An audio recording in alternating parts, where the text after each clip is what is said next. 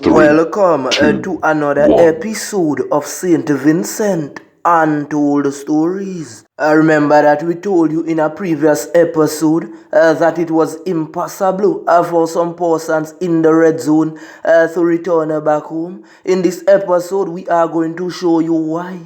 Big ups to all of my subscribers, and if you are new to the channel, hit the like button, the subscribe button, and hit the bell icon, cause you are going to want to see this video and many more like this one. We are from the red zone, and we went back to assess the damages done to our homes. The roofs are leaking, the flooring has cracked up. If you see thing, ashes all over the house, furniture's wet, everything wet. And you see why I spoke out when the big man said that persons could return back home, those that migrated. Why? Even if you clean up the ashes, the roofs are leaking, so water is still coming inside. It is not safe. You have to experience it firsthand to know what it is like. Remember I told you, who feels it knows it. Saint Vincent is under extreme poverty, and we have a larger number of people unemployed. So some people built their houses years ago and never did repairs on them. So now the La Soufriere volcano erupted. We had Hurricane Elsa. We had the floods and lahars. So you can only imagine the extent of the damages done. What the big man should do is to put out back the offer for persons to go away for a while, see if they can catch their hand and help themselves. The damage is so large that even if the big man attempt to do everything, it can't be done. It is impossible. It is too much for St. Vincent. Agricultural produce in some areas fully destroyed. Bridges falling in, roads cracked up, houses flooded out. Houses are broken down. Even vehicles were washed away. Business places are badly damaged. Some of those areas in places like Sandy Bay is not livable anymore because we see over and over again, anytime there's a little rain, there is constant flooding. There was a guy who messaged us on the official WhatsApp number, and we was trying to explain to him the situation because we are on the ground. Here his comments, what are we doing and what did we do? We had videos showing that when persons were banned from Chateaubelair, we went still by boat. There were checkpoints, but we knew that there were people there who needed help. And we broke the protocol to go and help them. When we were doing the cleaning, no one paid us. We did it voluntarily. On some of the houses that we went on, I did not know some of those persons, but there were guys there with us, members of our team who knew the persons, and we decided to help as well. We placed country before party. We did not look to say one is on the red side or one is on the yellow side. We just did what we had to do. Just to show you how the ash was so heavy. Brooms were breaking up. Shovelers got damaged. We slowed up on the cleaning part because the big man sent out teams to assist with the cleaning. Our personal homes were badly damaged. And we said, you know what, let us help some people first. Each one help one, because we knew that there were elderly persons who could not make it on some of those roofs. Some of those roofs were so steep that we had to crawl up on them and crawl down back. A friend of mine was cleaning a roof for a friend overseas, and he got his foot damaged because on the roof there was fiberglass. Remember I told you that some of those houses has never been repaired before, so they do not know what was on top of the houses. Persons lost furniture, a television set, a lot of electronics.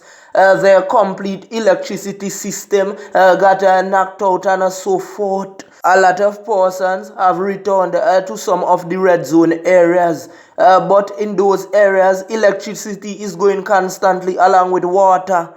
Some might say yes, some areas already look cleaned, but remember I told you about the water problem and the electrical problems. Boxes of food are being given out, yes, but sometimes the persons have to go to the main road to collect the foods, and by the time some of them reach, everything is already finished. There is some mix-up going on pertaining to monies being collected from the WFP. The thing is this, not everyone checks text messages and so forth.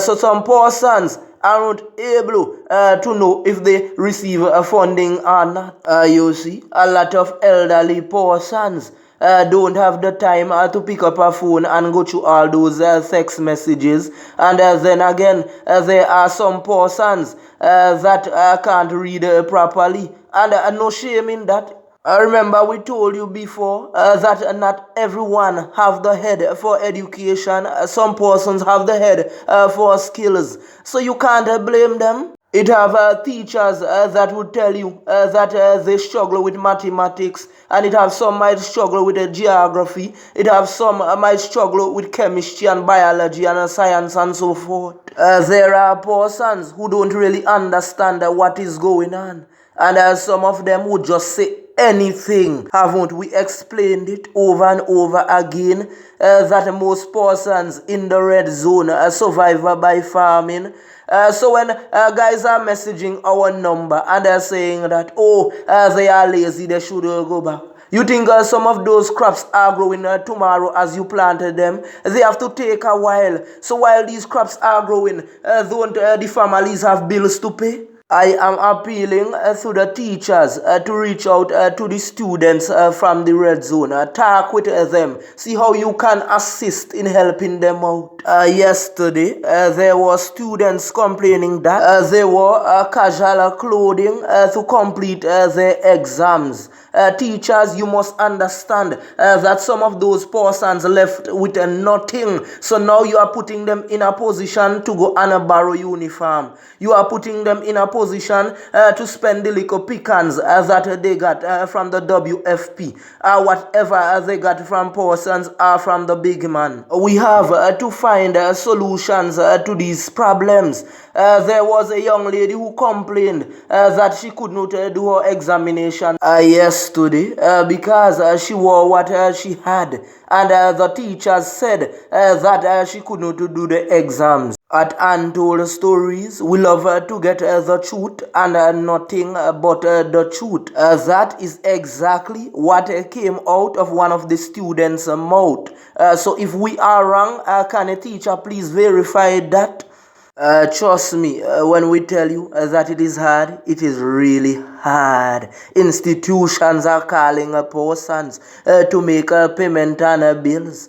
And those bills have to be paid because the institutions have workers to pay as well, and they have their bills. So you see what I'm talking about. Some of the relief efforts has slowed up. There are a lot of persons still reaching out for help. Sometimes we might get a little thing to distribute, but how much can it reach? Just recently, we distributed some barrels, and within minutes, those barrels were finished. And sometimes you have to take a long time again before you receive stuff from overseas. A lot of persons in the red zone are not working, and some have lost their jobs because some were self-employed as farmers and some were working with persons. So by the time you package out some stuff, and some of those persons live in extended families, how long do you think those items can last? And not very long.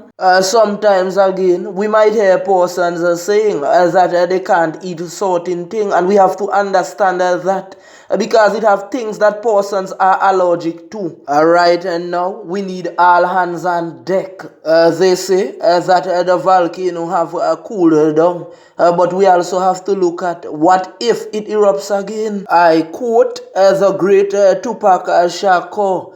They got money for wars, but can't feed the poor.